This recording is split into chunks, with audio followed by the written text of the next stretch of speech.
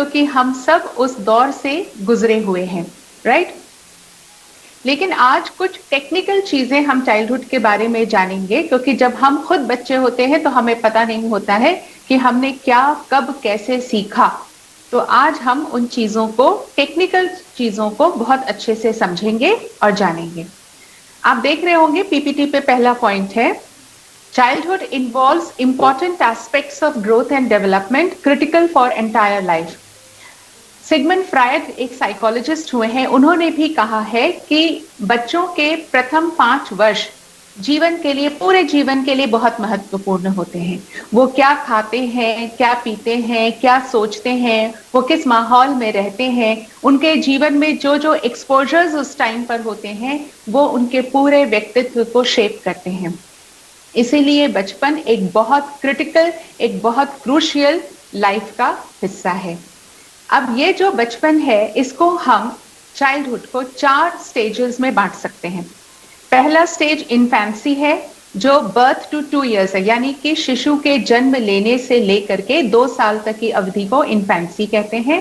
फिर आता है अर्ली चाइल्डहुड, जो 2 से 6 साल तक के बच्चों को कहते हैं। फिर मिडिल चाइल्डहुड 6 से 11, और फिर एडोलेसेंस या जिसे हम टीन एज कहते हैं, यानी कि 12 से 19 साल तक की अवस्था। अब इसे याद करने के लिए बहुत इजी तरीका है, टीन जैसे हम कहते हैं 13, 14, 15, ऐसे 19 तक जाता है। तो जहां तक वो टीन जाता है वो है टीन एज या एडोलेसेंस। एडोलेसेंस आपके नेक्स्ट क्लास का विषय है, इन्फेंसी आप पिछली क्लास में पढ़ चुके हैं। तो आज का विषय है childhood. We will study physical and motor, cognitive, socio-emotional development and socialization. ये मैंने आपको एक जिस्ट बताया है कि आज का जो विषय है बचपन, उससे रिलेटेड चाइल्डहुड, उससे रिलेटेड हम क्या क्या पढ़ेंगे, फिजिकल एंड मोटर। अब मोटर क्या होता है? फिजिकल हम सबको पता है, जो भी हम शारीरिक गतिविधियां करते हैं उसे फिजिकल डेवलपमेंट कहते हैं। मोटर डेवलपमेंट होता है जो हमारे बॉडी ऑर्गन्स हैं, जिसमें ग्रॉस मोटर डेवलपमेंट होता है और फाइन मोटर डेवलपमेंट होता है। जैसे हम आगे बढ़ेंगे मैं इसे एक्सप्लेन करूंगी। कॉग्निटिव यानी कि हम कैसे कोई चीज सोचते हैं, समझते हैं। और सोशियो इमोशनल डेवलपमेंट, हमारा समाज में रहकर जो सामाजिकता सीखते हैं हम इस दौरान, या हम अपनी भावनाओं को कैसे व्यक्त करते हैं वो सीखना। और सोशलाइजेशन, अलग अलग लोगों से कैसे व्यवहार कुशल तरीके से पेश आना, इन सब की नींव बचपन में पड़ जाती है। तो पहला विषय है फिजिकल एंड मोटर डेवलपमेंट। आपको दिख रहा होगा स्लाइड, नेक्स्ट स्लाइड पे हम आ गए हैं। फिजिकल एंड मोटर डेवलपमेंट, ये rapid in infancy and little slower in childhood. हाँ जी, hello, continue ma'am, continue. Rapid in infancy और लिटिल स्लोअर इन चाइल्डहुड, इसका क्या मतलब हुआ?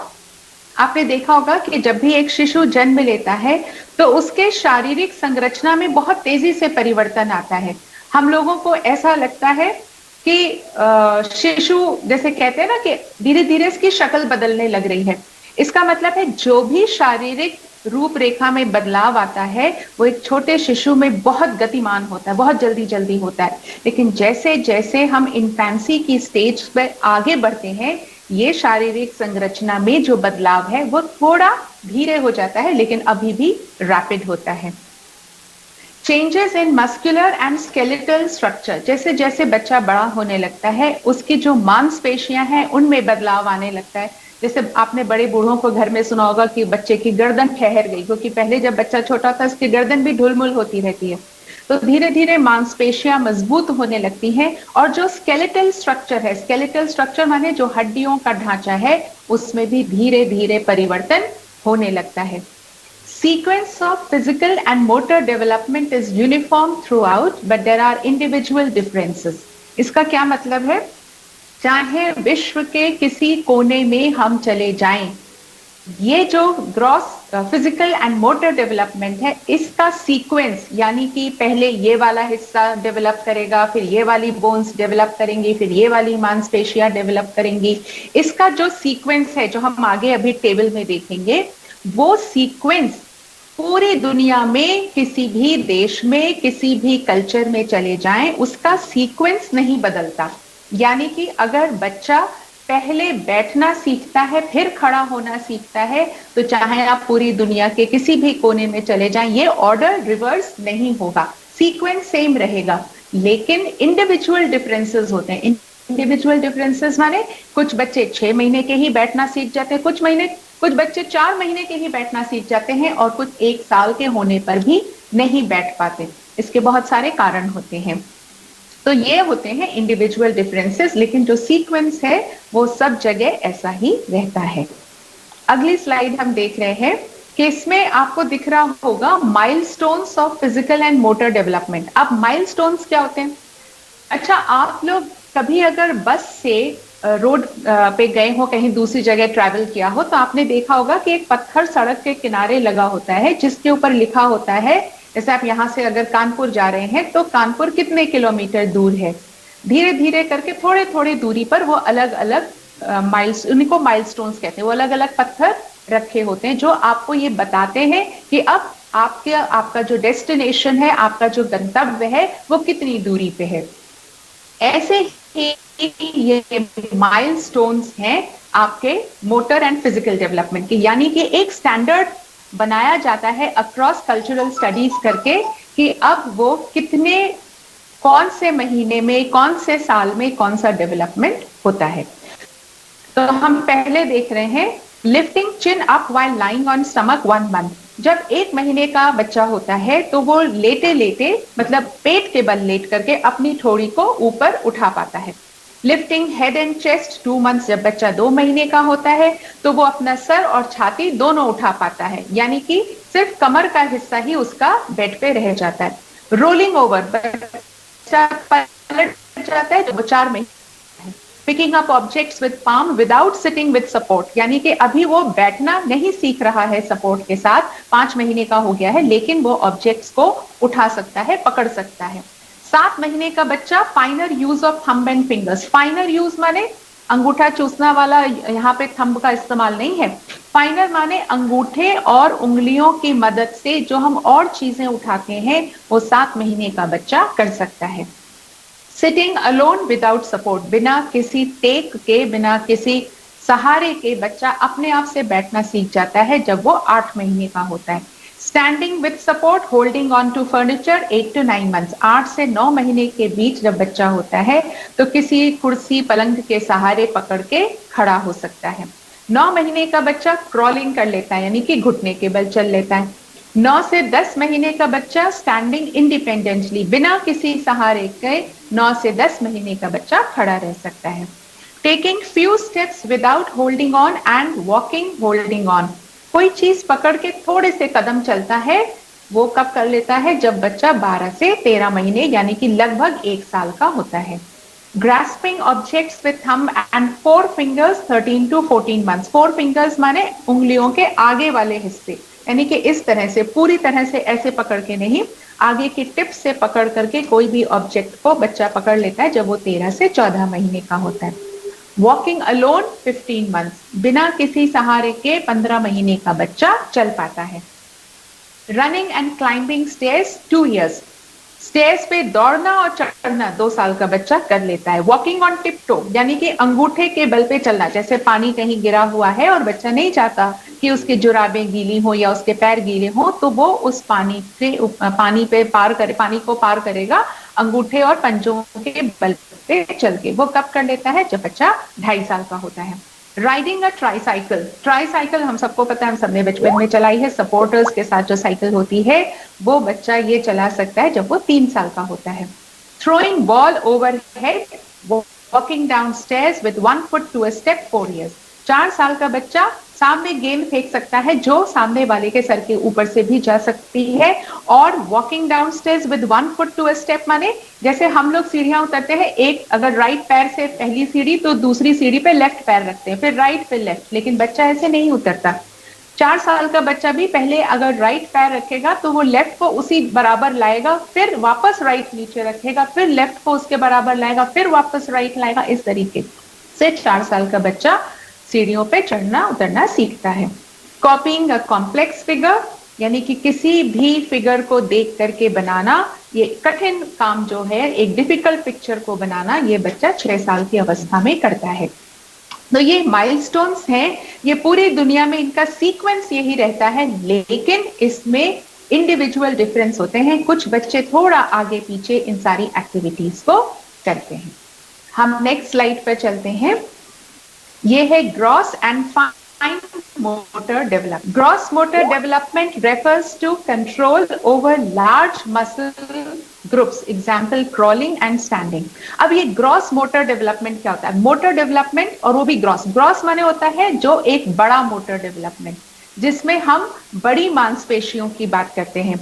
जैसे हम घुटने के बल चलना, तो इसमें हमारी थाई बोन्स और हमारे घुटने के नीचे की जो बोन स्ट्रक्चर है वो पूरा यूज होता है। ऐसी स्टैंडिंग, हमारे दोनों बोन्स, जो थाई बोन्स है और नीचे का बोन है, वो दोनों खड़े होने में इस्तेमाल होते हैं। तो ऐसे डेवलपमेंट जो हमारे ऊपर जो कंट्रोल होता है इन मांसपेशियों पर, इसे कहते हैं gross motor development.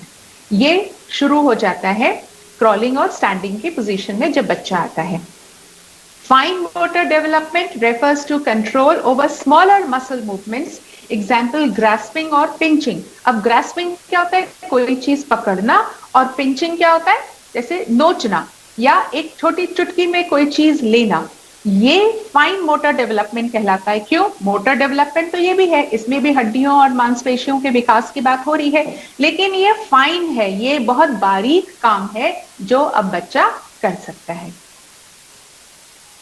Next slide है gross and fine motor development के माइलस्टोन्स, यानी कि अब हम देखेंगे कि ऐसा कौन कौन सा काम है जो अपनी मांसपेशियों की मदद से बच्चा किस उम्र में कर पाता है। आपको दिख रहा होगा child's age 0 and 3 months holding an object. अब देखिए ये एक्टिविटीज है जिसमें फाइन मोटर स्किल्स इन्वॉल्व हो रही हैं। 3 महीने का बच्चा क्या करता है? सिर्फ कोई भी ऑब्जेक्ट पकड़ सकता है। अब 0 and 3 months यानी कि इसके बीच में, यानी कि जिस दिन वो 3 महीने का होगा उसी दिन करेगा। कोई बच्चा थोड़ा जल्दी कर लेता है, ऐसे बहुत सारे बच्चे हैं आजकल। मैंने खुद देखा है कि वो पैदा होने के 3-4 घंटे के अंदर ही कोई चीज पकड़ लेते हैं। कुछ और 1-2 दिन के हैं या 1 महीने के हैं, वो भी पकड़ लेते हैं। तो ये अपने अपने इंडिविजुअल डिफरेंसेस हैं, तो कोई ऑब्जेक्ट को पकड़ लेते हैं। 3 and 6 months trying to reach out for objects, putting things in mouth. अब जब बच्चा 3 से 6 महीने का होता है तो रीच आउट फॉर ऑब्जेक्ट्स मतलब जहां पे वो लेटा हुआ है उसके आस पास अगर कोई चीज है तो वो खिसक खिसक के वहां तक पहुंचता है। उसके अंदर वो चाह होती है कि मैं इस ऑब्जेक्ट तक पहुंच सकूं, और फिर उसको वो पकड़ लेता है और पकड़ के सबसे पहले अपने मुंह में डालता है। 6 months and 1 year trying to hold food using hand and fingers to play games. अब 6 महीने से 1 साल का बच्चा खाने की चीज पे जरूर लपकता है, वो उसको पकड़ना चाहता है और अपने हाथ और उंगलियों का इस्तेमाल करता है खेल में। Scribble on paper, trying to play, throw and catch with ball. ये कब करता है? जब बच्चा 1 से 1.5 साल का होता है। अब उसके पास कोई कागज है, आपने देखा होगा कि कोई कागज है, कोई पेंसिल है, तो बच्चे को कुछ लिखना नहीं भी आए तो वो ऐसे पकड़ के उसके ऊपर कुछ ना कुछ बनाता रहता है जो एब्स्ट्रैक्ट होता है। ये काम वो कब करता है? जब वो 1 से 1.5 साल का होता है। और बॉल को भी थ्रो और कैच कर लेता है, लेकिन स्मॉल डिस्टेंस पे। फिर drawing lines with pencil, using a spoon to eat food with little help. अब 1 से 1.5 साल से लेके 2 साल तक का बच्चा लाइन खींचने लगता है पेंसिल से। आप इसे कैसे याद रख सकते हैं? क्योंकि ज्यादातर प्ले स्कूल्स 18 महीने से शुरू होते हैं और उसके बाद एडमिशन लेते हैं और उनको सबसे पहले स्टैंडिंग लाइन, स्लीपिंग लाइन बनाना सिखाते हैं। ठीक है, तो यानी कि वो क्यों इस वक्त सिखाते हैं? क्योंकि उन्हें पता होता है कि जो gross and fine motor development है वो इस वक्त उस सटीक समय पे हम पहुंच चुके हैं जहां बच्चे को लाइन खींचना आ जाता है और वो अपने स्पून से थोड़ा सा हेल्प लेकर के, यानी कि थोड़ा गिराता है, थोड़ा खाता है, चम्मच से खाना भी सीख लेता है।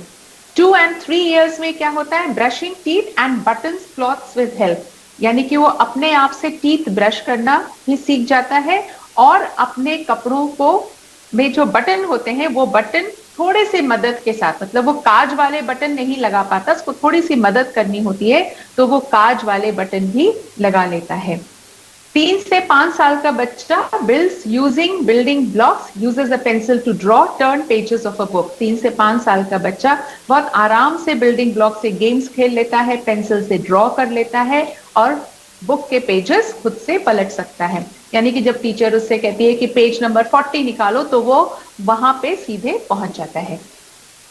5 and 7 years, draws various shapes very easily, brushes and combs without support, cut shapes very easily। अब 5 से 7 साल का बच्चा डिफरेंट टाइप्स के शेप्स ड्रॉ कर लेता है, बिना किसी की मदद के बाल भी सलीके से काट लेता है, अच्छे से ब्रश भी कर लेता है, और कैसा भी शेप हो पेपर पे ड्रॉ करके उसे नीटली कट भी कर लेता है। तो अब इन सारे कामों को करने के लिए जो स्किल चाहिए वो स्किल हमें चाहिए फाइन मोटर डेवलपमेंट की, जिसमें हमारी उंगलियों का ज्यादा इस्तेमाल होता है। तो इसके हमने अभी माइलस्टोन समझे। हम नेक्स्ट स्लाइड पर चलते हैं, जो बात करते हैं physical and motor development in early childhood 2 to 6 years। 2 से 6 साल तक के बच्चों में क्या फिजिकल और मोटर डेवलपमेंट होता है। ये 2 से 6 साल तक की जो अवधि है इसे प्री स्कूल स्टेज कहते हैं। इसे याद रखना बहुत आसान है क्योंकि जो मेन स्कूल है वो उसके बाद शुरू होता है, तो इसको हम कहते हैं pre school stage. Initially clumsy in physical and motor activities but gradually improves. क्या मतलब हुआ इसका कि जो पहले बच्चा छोटा होता है वो जो भी काम कर रहा हो, फिजिकल एंड मोटर एक्टिविटीज कौन कौन सी है, फिजिकल में जैसे क्रॉल करना, जैसे खड़े होना, जैसे कूदना, जैसे चलना, और मोटर एक्टिविटीज जैसे हमने अभी बात करी, स्क्रिबलिंग करना पेंसिल से, कुछ ड्रॉ करना, कुछ कट करना, कुछ पेंटिंग बनाना। ये सारी चीजें शुरू में बच्चों में बहुत अनऑर्गेनाइज्ड होती हैं, ठीक है, लेकिन धीरे धीरे ये सारी एक्टिविटीज में फाइननेस आनी शुरू हो जाती है, सुधार होना शुरू हो जाता है। Body balance improves noticeably. अब जो बॉडी का बैलेंस है वो बहुत रिमार्केबल तरीके से होने लगता है। ये बहुत आसान है इसको याद रखना भी और समझना भी, क्योंकि जो इन्फेंसी की स्टेज है यानी कि जो शिशु वाली जो अवस्था होती है उसमें हमें अपनी बॉडी पर कंट्रोल नहीं रहता, हम संतुलन नहीं रख पाते अपनी बॉडी का, इसीलिए बच्चा लुढ़कता रहता है। लेकिन जैसे ही वो चाइल्डहुड, अर्ली चाइल्डहुड में आता है उसका बॉडी बैलेंस इंप्रूव होने लगता है। Children 3 to 4 years can climb up stairs, not using one feet alternatively, can jump and hop higher, preference of using one hand more often, better at catching and throwing। अच्छा, इसका क्या मतलब हुआ? 3 से 4 साल तक के बच्चे, जैसा मैंने अभी थोड़ी देर पहले बताया था, जब वो स्टेयर्स पर चढ़ते हैं तो जैसे हम लोग चढ़ते हैं right left right left right left करके, वो ऐसे नहीं चढ़ते। वो अगर राइट चढ़ेंगे फिर लेफ्ट पैर को ऊपर ड्रैग करेंगे, फिर वापस ही राइट को ले जाएंगे, फिर लेफ्ट को बराबर लाएंगे, फिर वापस राइट को ले जाएंगे। वो ऑल्टरनेटिवली अपने दोनों पैरों का इस्तेमाल नहीं करते, लेकिन वो चढ़ना उतरना सीख लेते हैं। Can jump and hop higher, अब वो ऊंची तरीके से कूद भी सकते हैं। और इसी दौरान यानी कि 2 से 6 साल तक के बच्चे में इसी दौरान एक हाथ को ज्यादा इस्तेमाल करने की टेंडेंसी हो जाती है, यानी कि यही वो समय है, आपने अक्सर देखा होगा कि पेरेंट्स कहते रहते हैं कुछ भी काम कर रहे हैं राइट हैंड से करो, राइट हैंड से करो, लेफ्ट हैंड से मत खाओ। क्यों? क्योंकि यही वो टाइम है जब बच्चे को हम ट्रेन कर सकते हैं कि दोनों हाथों में से कौन से हाथ का इस्तेमाल कब करना है। वैसे इस मिथक से भी बाहर आना चाहिए कि राइट हैंड से ही यह काम करना है या यह काम लेफ्ट हैंड से भी करना है। दोनों ही हाथ जो है वो कैसे भी यूज कर सकते हैं। लेकिन ये जो 2 to 6 इयर्स का टाइम है इसमें हमें ये पता चल जाता है कि ये बच्चा राइट हैंडेड है या लेफ्ट हैंडेड है या एम्बीडेक्स्ट्रस है। एम्बीडेक्स्ट्रस क्या होता है? जिसमें बच्चा राइट और लेफ्ट दोनों बराबर तरीके से यूज कर पाता है। तो यही वो अवधि है। Better at catching and throwing, और 2 से 6 साल तक के बच्चे धीरे धीरे इसी अवस्था में कैच और थ्रो दोनों में रिमार्केबल इंप्रूवमेंट कर पाते हैं। Between 3 to 4 years, eat food themselves, learns use of spoon। अब 3 से 4 साल तक का बच्चा खुद खाना खाना सीख जाता है और यूज ऑफ स्पून, स्पून को कैसे पकड़ के मुंह तक लाना है। से छोटा बच्चा अगर आपने देखा होगा उसको जब आप चम्मच पकड़ाते हैं तो वो ऐसे पकड़ता है चम्मच, और वो कभी ऐसे डालेगा कभी उल्टा भी पकड़ सकता है, ठीक है। लेकिन जब ये 2 से 6 साल तक का बच्चा होता है तो उसको स्पून को ठीक से पकड़ना और इंडिपेंडेंटली उससे खाना आ जाता है। Most are toilet trained by 4 years।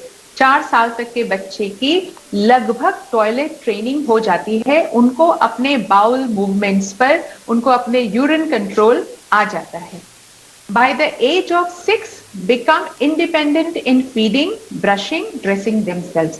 6 साल तक जब वो पहुंचते हैं तो अब वो खुद से खा सकते हैं, खुद से ब्रश कर सकते हैं और खुद से कपड़े पहन सकते हैं।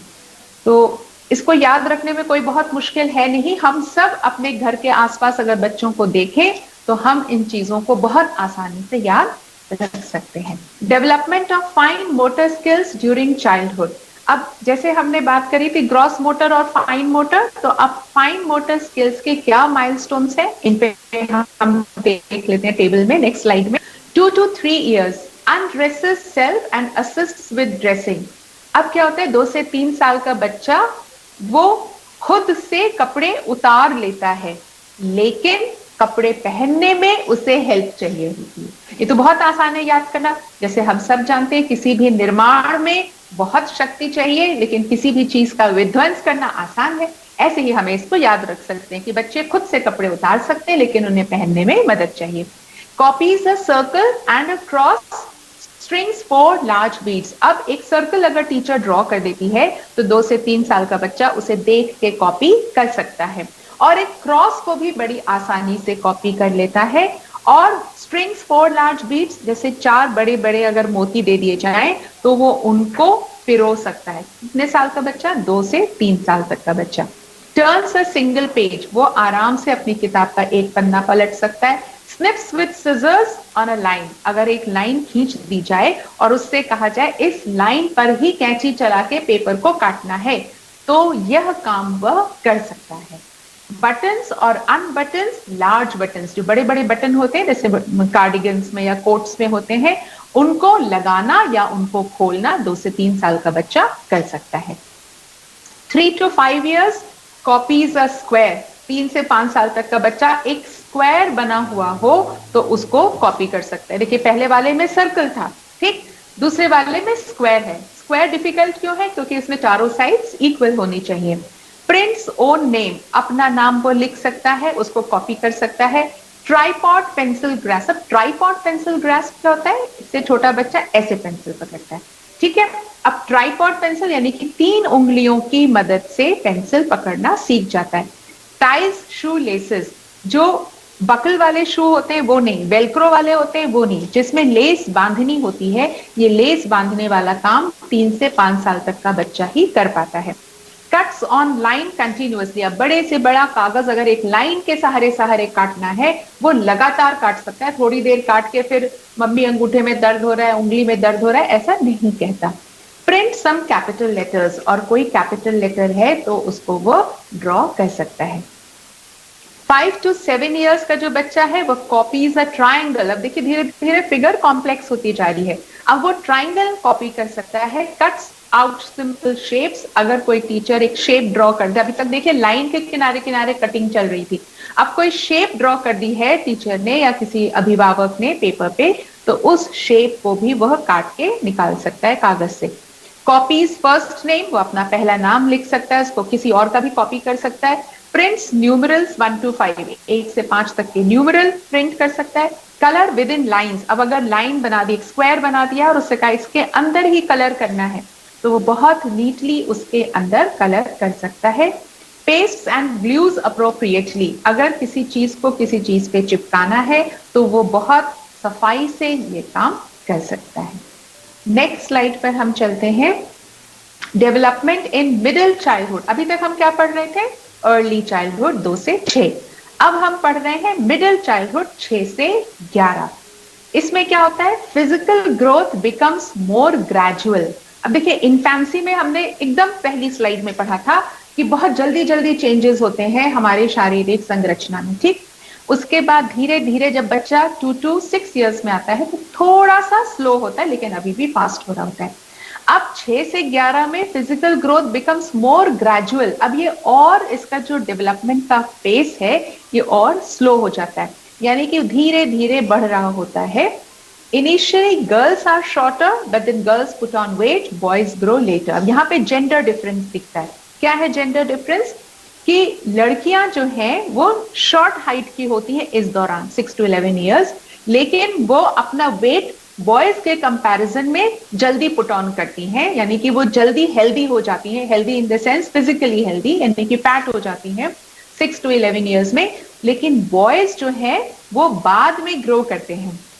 इसे याद रखने का भी बहुत आसान तरीका है, आप अपने कजिन्स में, अपने आसपास में देख लीजिए, एक ही एज के अगर एक बॉय और एक गर्ल है तो गर्ल का जो वेट है वो तेजी से बढ़ता है, लेकिन जो बॉय है वो दुबला पतला उसी एज का दिखेगा। लेकिन एक ये जो टाइम निकल जाएगा 11-12 ईयर्स का, उसके बाद वो एकदम से, कहते हैं ना, तो एकदम से लंबा हो गया, तो ये लड़के बाद में एकदम से लंबे हो जाते हैं। स्ट्रॉन्गर एंड एनर्जेटिक, ये जो मिडिल चाइल्डहुड में जो बच्चे होते हैं ये बहुत धीरे धीरे स्ट्रॉन्ग होने लगते हैं, यानी कि पहले बॉडी बैलेंस वगैरह बनाना उन्हें आ जाता है, अब ये धीरे धीरे स्ट्रॉन्ग होते हैं और एनर्जेटिक हो जाते हैं। इसके पीछे क्या रीजन है? इसके पीछे ये रीजन है कि अब ये बच्चे स्कूल, प्रॉपर स्कूल जाने लगते हैं। जब प्रॉपर स्कूल जाने लगते हैं तो वहां गेम्स का पीरियड होता है, वहां स्पोर्ट्स का पीरियड होता है, इसकी वजह से वो ज्यादा एनर्जेटिक हो जाते हैं और इसी की वजह से fine motor skills also develop. Fine motor skills जिसमें बहुत बारीक काम हो, जैसे पेंटिंग है तो पेंटिंग में भी बहुत माइन्यूट आर्ट बनाना, जैसे मेहंदी के डिजाइन होते हैं, तो अब वो सारे इस तरीके के मोटर स्किल्स भी सीख जाते हैं। नेक्स्ट स्लाइड है कॉग्निटिव डेवलपमेंट। अब ये जो कॉग्निटिव डेवलपमेंट है ये एक ऐसा वर्ड है जिससे बड़े बड़े घबराते हैं कि ये क्या भला है, पर इसको याद रखना बहुत आसान है। इसकी एक टेक्निक है, क्या है? कॉग्निशन का मतलब होता है to know, meaning of cognition to know, knowledge. ठीक, अब इसी से सोचिए, इसका नेक्स्ट लाइन देखिए, लिखा हुआ है includes attention, perception, language, thinking, memory and reasoning. Knowledge, अब नॉलेज कैसे आती है? जब हम कोई चीज देखते हैं। ठीक, अब देखने का मतलब तो सिर्फ आंखों का काम हुआ, लेकिन परसेप्शन क्या है? जो देख रहे हैं उसको उसी तरीके से समझना, इसे कहते हैं परसेप्शन। ठीक, उसी से हमारी नॉलेज बनती है।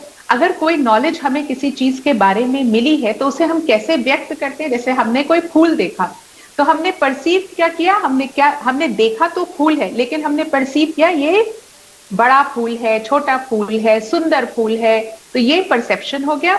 और इसके बारे में अगर हम किसी को बता रहे हैं बड़ा सुंदर फूल है, तो हमने क्या इस्तेमाल किया? लैंग्वेज।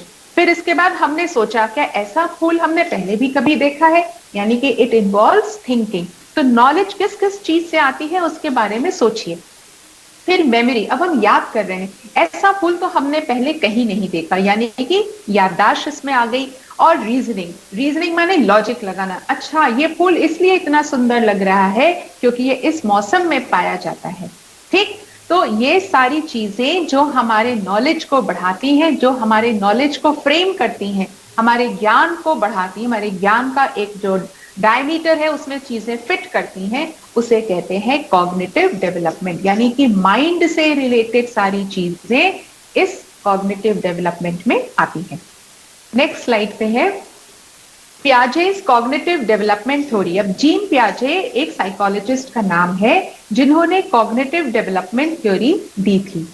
अब इन्होंने इसको कई स्टेजेस में बांटा है। ठीक है, ये इसको सुन करके ना बच्चे अक्सर घबरा जाते हैं। बच्चे क्या, बहुत साइकोलॉजी जो बड़े बच्चे भी जो पढ़ रहे होते हैं साइकोलॉजी, वो भी कॉग्निटिव डेवलपमेंट थ्योरी के नाम से घबराते हैं। लेकिन इसे याद करना बहुत आसान है अगर आप एक बार ये समझ जाएं कि इसकी कौन कौन सी स्टेजेस हैं। इनकी 4 स्टेजेस है, मैं अभी आपको रफली बता रही हूँ, पर हम स्लाइड के हिसाब से चलेंगे।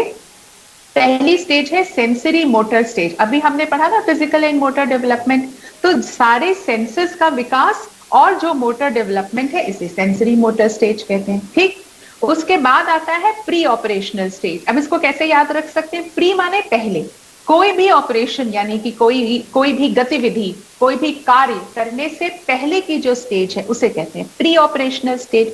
फिर आता है कॉन्क्रीट ऑपरेशनल स्टेज। कॉन्क्रीट माने अब हम पक्के तरीके से अपना कार्य कर सकते हैं, यानी कि उससे रिक्वायर्ड जो जानकारी है वो हमें मिल चुकी है, तो है कॉन्क्रीट ऑपरेशनल स्टेज।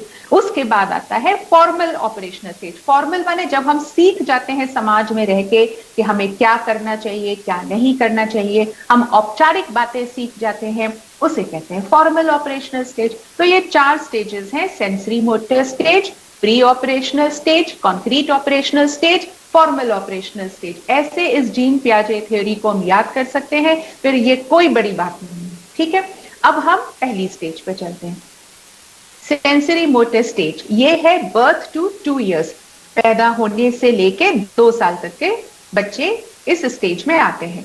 अब इसमें क्या होता है, child learns by self exploring using senses. कितना आसान है, सेंसरी से निकाल लीजिए सेंसेस। हमारे सेंस ऑर्गन से 5 सबको पता है, eyes, ears, nose, tongue and skin. तो बच्चा जो है अपने सेंस ऑर्गन्स को यूज करके आसपास की चीजों को एक्सप्लोर करता है, समझता है। और सबसे आसान तरीका बच्चे का कुछ भी समझने का क्या है, जो मिला उसे अपने मुंह में डाल लिया, पुट्स एवरीथिंग इन माउथ, और produces sounds that he enjoys. अब आपने सुना होगा कि जैसे बच्चा कभी कभी किलकारी मार के जोर से हंसता है, और जो आसपास उसके बड़े लोग होते हैं वो इस बात पे बड़े खुश होते हैं। अब बच्चा जो एक पर्टिकुलर आवाज निकालता है, जैसे इस तरीके की आवाज निकाली, ब्रूम ऐसी आवाज निकाली, और बच्चे को अगर मजा आता है तो वो बार बार वही आवाज निकालता है। यानी कि वो ऐसे क्या कर रहा है, वो ऐसे एक्सप्लोर कर रहा है कि मेरे आसपास के जो लोग हैं वो मेरी ऐसी आवाज निकालने से खुश होते हैं और मुझे भी खुशी मिलती है। तो बार बार उसी चीज को वो रिपीट करता है। और इंजॉय सकिंग, वो अंगूठा चूसना उसे बड़ा मजा आता है। क्यों? क्योंकि उसमें स्किन और उसमें आपका टंग दोनों यूज होता है। यानी कि ऐसी सारी मोटर डेवलपमेंट, हमने पहले इसीलिए मोटर डेवलपमेंट पढ़ा, राइट? तो ऐसे सारे मोटर डेवलपमेंट जिसमें हमारे सेंस ऑर्गन्स का इन्वॉल्वमेंट हो, वो है सेंसरी मोटर स्टेज। कितना आसान है। दूसरा है cognitive development in pre operational stage. Pre operational stage जैसे मैंने बताया 2 to 6 इयर्स। मेन कार्य जो जिस वजह से हम इस धरती पर आए हैं, हमने मनुष्य का रूप लिया है, ये मनुष्य एक इंसान बनने से पहले हम क्या क्या सीखते हैं, वो है प्री ऑपरेशनल स्टेज। उसकी अवस्था है 2 to 6 इयर्स। अब इसमें क्या क्या आता है, गुड वोकैबुलरी। अब धीरे धीरे हम वोकैबुलरी सीखने लगते हैं।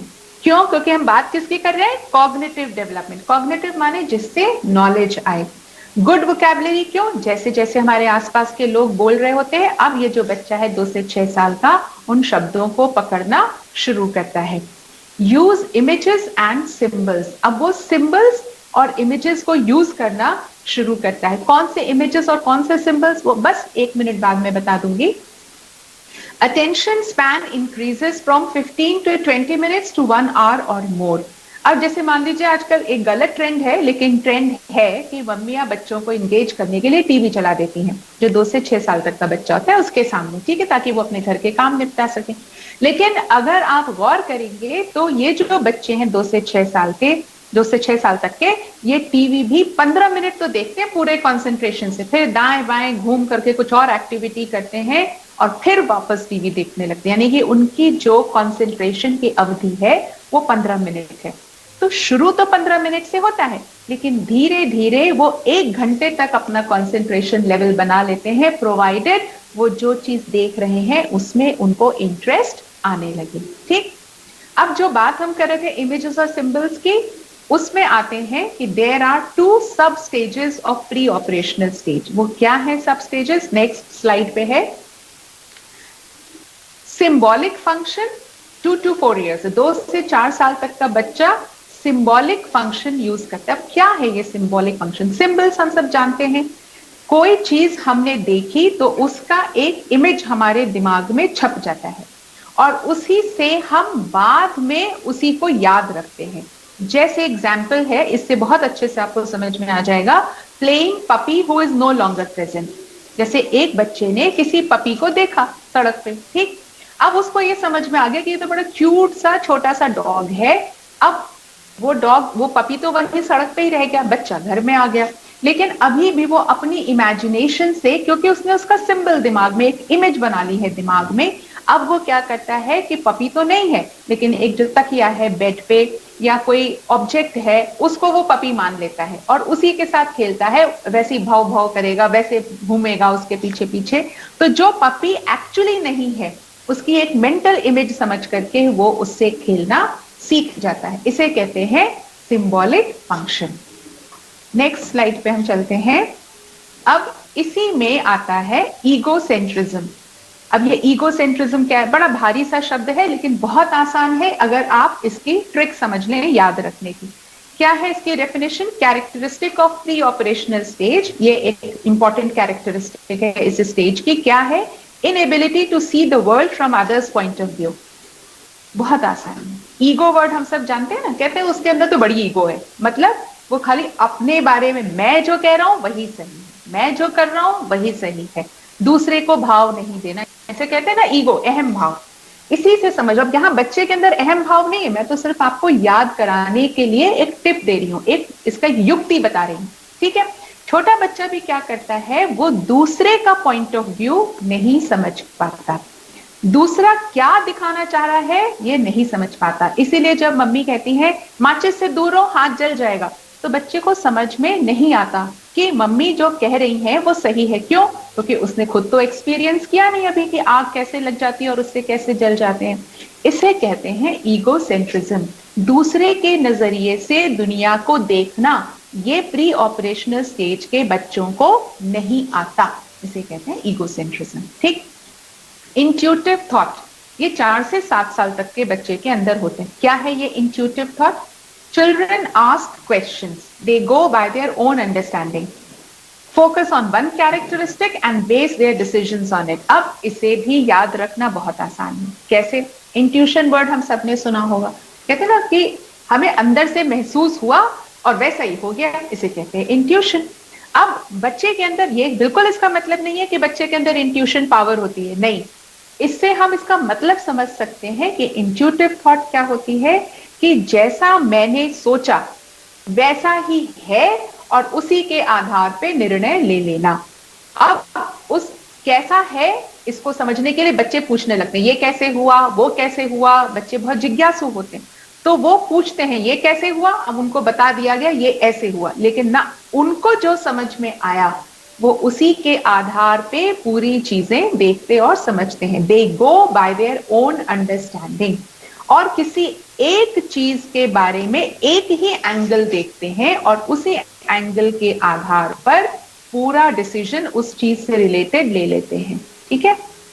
अगर ये पता चल जाए कि यहाँ पे ऊंचाई से हम गिर सकते हैं, लेकिन अगर ऊंचाई से गिरे और नीचे पानी है, इस राइट हैंड साइड पे पानी है, लेफ्ट हैंड साइड पे घास है या गद्दा है, तो हम लेफ्ट हैंड साइड पे अगर गिरेंगे तो पानी में गिरेंगे तो डूबेंगे, राइट हैंड साइड पे कूदेंगे गद्दा है तो नहीं डूबेंगे। लेकिन अगर उनको सिर्फ इतना समझ में आ गया कि ऊंचाई से गिर सकते हैं, तो वो ये नहीं देखेंगे कि अगर गिर भी गए तो गद्दे पे गिरना सेफ है। यानी क्यों? क्योंकि यहाँ पे 2 कैरेक्टरिस्टिक इन्वॉल्व होगी, एक ऊंचाई और दूसरा गद्दा। इस साल के जो बच्चे होते हैं वो सिर्फ एक ही कैरेक्टरिस्टिक पे फोकस कर पाते हैं।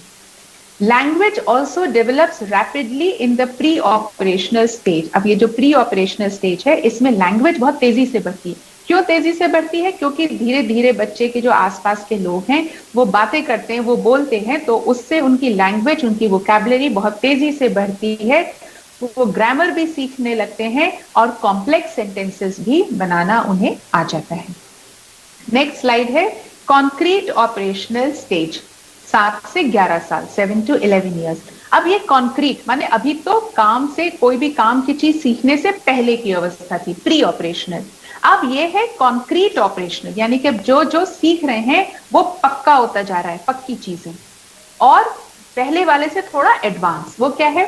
Children engage in aesthetic activities. अब ये एस्थेटिक एक्टिविटीज क्या है? एस्थेटिक एक्टिविटीज का मतलब होता है जैसे कोई रंगोली बनाना, कोई ड्राइंग बनाना, कोई सुंदर पेंटिंग बनाना, इस तरीके की जो सलीकेदार ज़हीन चीजें हैं वो बच्चे को आने लगती हैं। Understanding of logical principles but limited to real and concrete situation. Logic समझ में तो आने लगता है, लेकिन वही लॉजिक समझ में आता है जो रियल है, यानी कि ये ग्लास है, ये दूसरा ग्लास है, इस ग्लास में से पानी इस ग्लास में डालेंगे तो एक खाली हो जाएगा, एक भर जाएगा। ये लॉजिक समझ में आएगा। क्यों? क्योंकि दोनों ग्लास हाथ में दिख रहे हैं। लेकिन अगर हम ऐसे फिलॉसफी की बात करें कि खाली ग्लास से हम एक खाली ग्लास से किसी दूसरे का हम ग्लास नहीं भर सकते, तो उन्हें ये समझ में, ये फिलॉसफी नहीं आएगी। क्यों? क्योंकि उन्हें लॉजिक उसमें नहीं दिखेगा, तो उन्हें जो सामने है, जो कॉन्क्रीट है, वही समझ में आता है। उनकी लैंग्वेज और एडवांस होने लगती है और उसमें वो एंटोनिम्स, सिनोनिम्स। एंटोनिम्स क्या होते हैं? ऑपोजिट्स, विलोम शब्द। सिनोनिम्स समानार्थी शब्द, पर्यायवाची।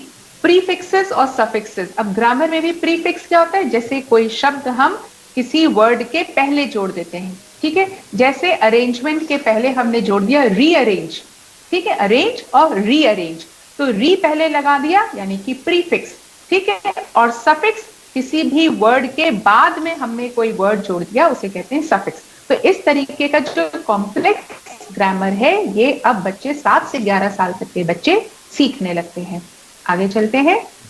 नेक्स्ट है फॉर्मल ऑपरेशनल स्टेज 11+ ईयर्स। अब 11 से ऊपर साल तक के बच्चे फॉर्मल ऑपरेशन सीखने लगते हैं। फॉर्मल माने थोड़ी सी औपचारिकता उनके अंदर आने लगती है, ऐसे आप इसे याद रख सकते हैं। वो क्या है, able to think rationally without any object in view. अब तक क्या मैंने बताया था कि जो चीज सामने है उसी को देख करके बच्चे आगे बढ़ते हैं, लेकिन इस वाली स्टेज में कोई चीज सामने हो या सामने नहीं हो, बच्चा उसके बारे में भी समझने लगता है, सोचने लगता है, ठीक। Abstract constructs like beauty and freedom. अब बच्चे को, जैसे एब्स्ट्रैक्ट क्या होता है, जिसकी कोई परिभाषा ना, जैसे सुंदरता, जैसे आजादी। तो अगर बच्चे को बोला कि ये आजादी के बारे में हम बात करेंगे या हम सुंदरता के बारे में बात करेंगे, तो बच्चे को समझ में आएगा। वो ये नहीं कहेगा क्या होती है सुंदरता, क्या होती है आजादी, ऐसे सवाल अब वो नहीं पूछता क्योंकि उसको चीजें समझ में आने लगती हैं। Able to think about all possibilities in a situation beforehand। अभी तक बच्चा एक ही पर्सपेक्टिव से चीजों को देख पा रहा था, अब कोई भी सिचुएशन आ रही है उससे पहले ही वो जितने प्रकार की पॉसिबिलिटीज हो सकती हैं वो सब की सब वो समझना सीख जाता है। ऑब्वियसली इसमें एक्सपीरियंस मैटर करता है, बहुत सारे फैक्टर्स होते हैं, लेकिन अब वह उस समझ के दायरे में आ जाता है। तो ये है फॉर्मल ऑपरेशनल स्टेज। तो ये थी जीन पियाजे की थ्योरी, कितनी आसान है, ठीक। अब हम आगे चलते हैं। चाइल्डहुड में एक इंपॉर्टेंट एस्पेक्ट होता है, वो है socio emotional and personality development. क्या है, इन्फेंसी में बेसिक इमोशंस होते हैं, जैसे डर लगना, जैसे हंसना, जैसे रोना, ये बेसिक इमोशंस हैं, लेकिन gradually progresses in emotional expression and recognition of emotion. अब धीरे धीरे वो ये समझने लगता है कि उसको अपने इमोशंस का कैसे एक्सप्रेशन देना है और सामने वाला जो मुझे देख रहा है उसके चेहरे पे कैसे भाव हैं, कैसा इमोशन है, इसकी पहचान भी बच्चे को होने लगती है। Early childhood develop self conscious emotions like shame and guilt. अब अर्ली चाइल्डहुड में जो बच्चा होता है उसके पास दो इमोशन जरूर होती हैं, एक होता है अपराध बोध होना और एक शर्म आना। अपराध बोध क्या होता है, अब तो ये छाता मुझसे टूट गया, अब तो घर में डांट पड़ेगी, ये अपराध बोध है, उन्हें गिल्ट फील हो जाता है, ठीक है, कि ये मेरे से गलती हो गई है। और शेम क्या है, जैसे छोटे बच्चे से कहते हैं नहीं मैं, कोई आ जाएगा कमरे में, नहीं मैंने कपड़े नहीं पहने हुए, शर्म आ रही है, ठीक है। तो ये जो बच्चे के अंदर शेम और गिल्ट है, ये बेसिक इमोशन अर्ली चाइल्डहुड में आने शुरू हो जाते हैं और वो अपने आप को उस हिसाब से इवैल्यूएट करना शुरू कर देते हैं। Gradually becomes skilled in modifying and expressing their emotions to fit different social situations। अब वो अलग अलग सोशल सिचुएशंस में खुद को फिट करने के लिए, मॉडिफाई करने के लिए, एक्सप्रेस करने के लिए कैसे तरीके इस्तेमाल करें, ये वो सब सीख जाते हैं। Empathy also develops in early childhood. Empathy क्या होता है, एम्पैथी का मतलब होता है दूसरे के जूते में पैर रख करके चीजों को समझना, यानी कि दूसरे का पॉइंट ऑफ व्यू समझना। अगर वो दुखी है तो उसके दुख को समझना, वो सुखी है तो उसके सुख को समझना, ये भी अर्ली चाइल्डहुड में बच्चों के अंदर आ जाता है, यानी कि भावनात्मक विकास इस लेवल पे होने लगता है।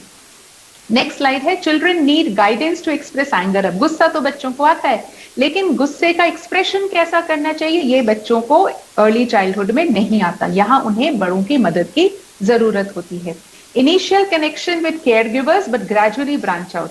जो चाइल्डहुड में बच्चे होते हैं उनको पहले जो उनके केयर टेकर्स होते हैं, केयर गिवर्स होते हैं, जैसे मम्मी पापा दादा दादी, जो भी उनके आसपास के लोग हैं, केवल उन्हीं के साथ उनका कनेक्शन बनता है। लेकिन जैसे जैसे वो चाइल्डहुड में आगे बढ़ने लगते हैं उनका जो कनेक्शन है वो और लोगों की तरफ, जैसे पड़ोसियों की तरफ भी बढ़ने लगता है। Learning to take turns and follow group rules starts developing. अपनी बारी का इंतजार करना, नियमों को मानना, जैसे गेम खेल रहे हैं तो अब उसमें कुछ नियम है, यहाँ आउट हो जाएंगे, यहाँ आउट नहीं होंगे, ये सारी चीजें बच्चे धीरे धीरे मानने लगते हैं। In middle childhood, child understands self-worth and compares with peers. Emotions of pride and shame can suppress or conceal emotions more effectively. जब वो middle childhood में आता है तो उसे अपनी कीमत समझ में आने लगती है, उसको समझ में आने लगता है कि मेरा कंपैरिजन मत करो दूसरों के साथ, और वो ये देखने लगता है कि अच्छा उसके पास ऐसा क्रिकेट बैट है मेरे पास नहीं, यानी कि वो खुद तुलना करेगा, लेकिन अगर उसके माता पिता उसकी तुलना करेंगे तो वो सेल्फ वर्थ उसको समझ में आने लगती है, वो उससे इनकार करने लगता है, उसको गर्व की अनुभूति भी आने लगती है, उसको शर्म की अनुभूति भी आने लगती है, और वो अपने इमोशंस को छुपाना भी सीख जाता है।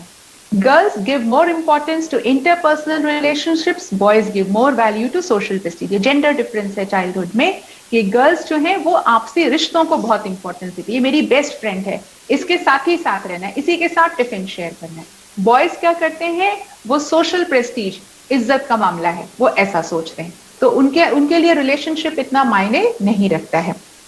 चिल्ड्रन स्टार्ट बुलिंग, एक दूसरे पर दादागिरी सीखते हैं और करते हैं इसी दौरान।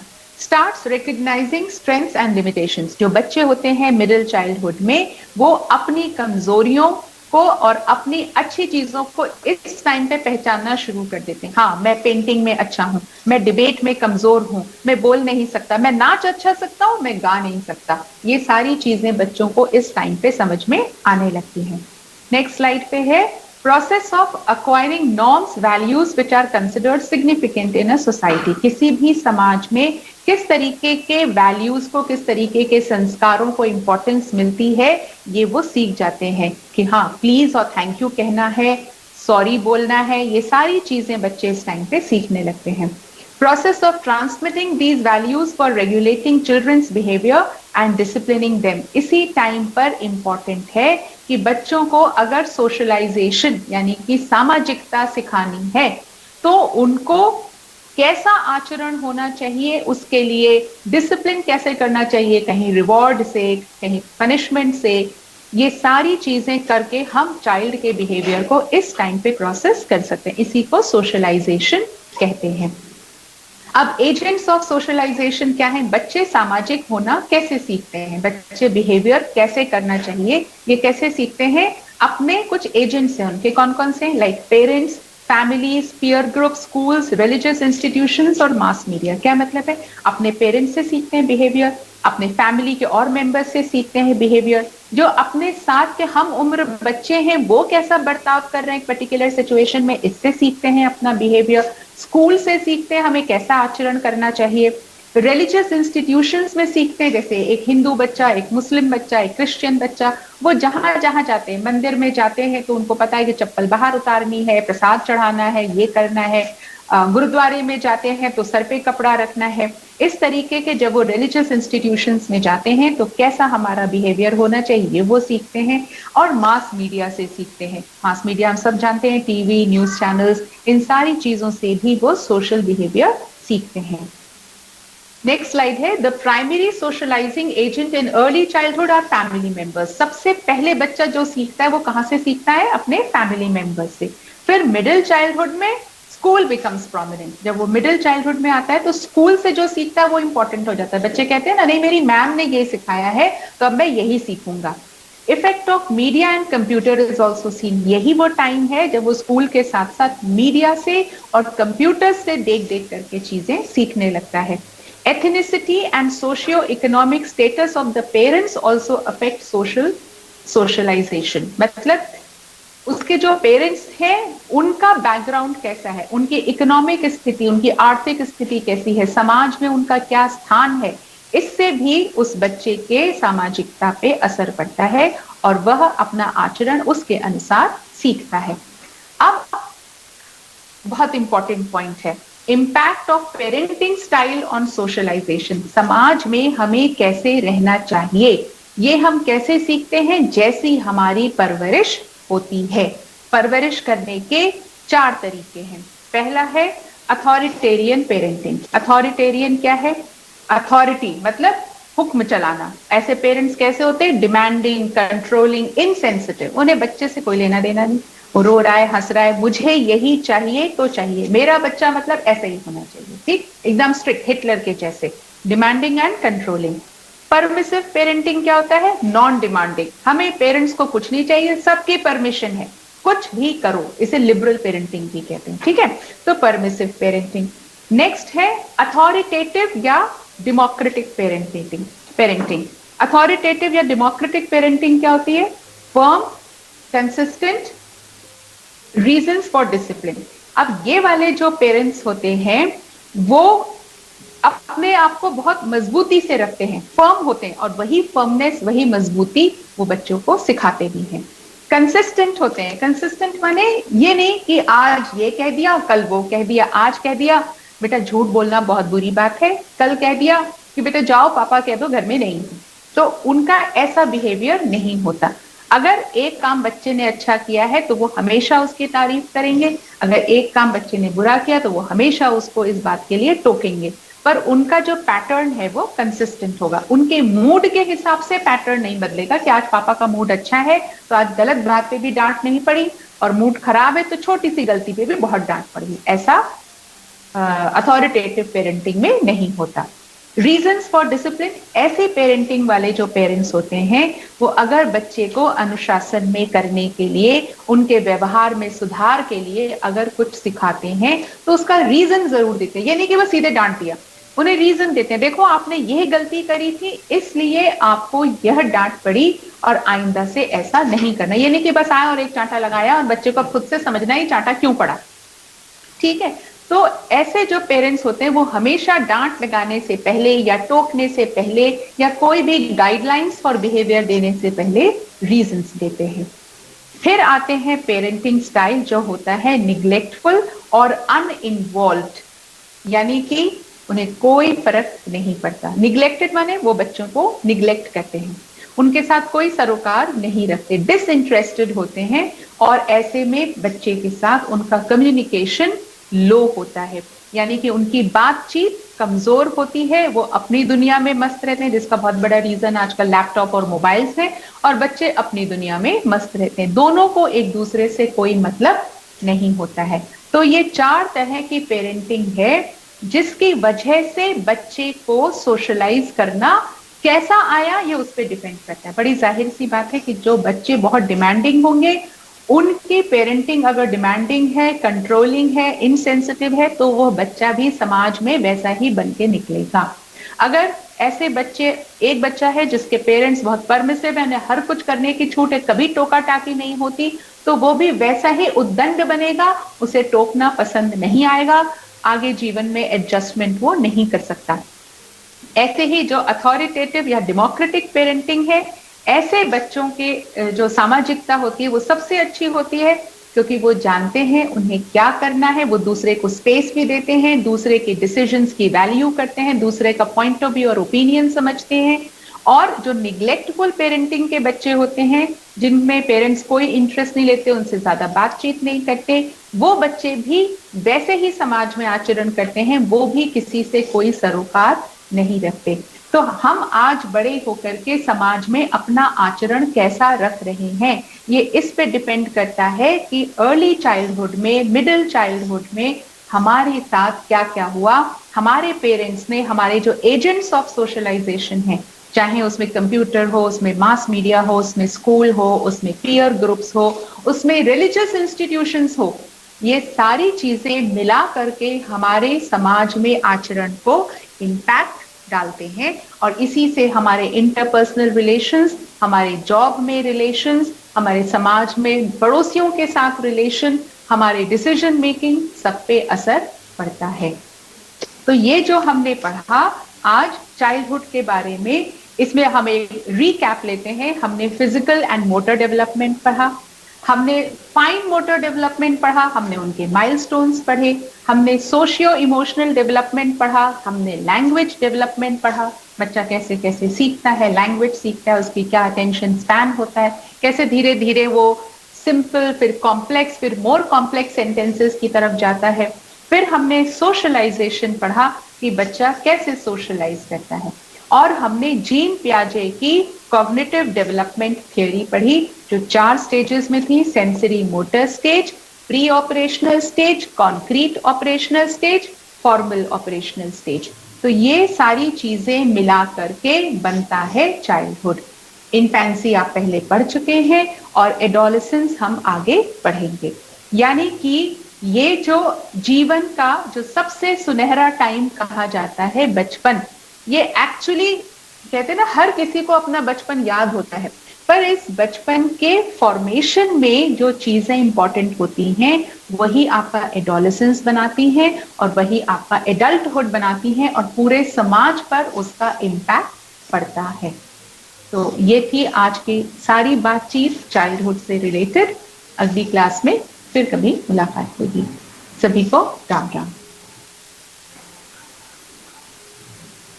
Thank you ma'am.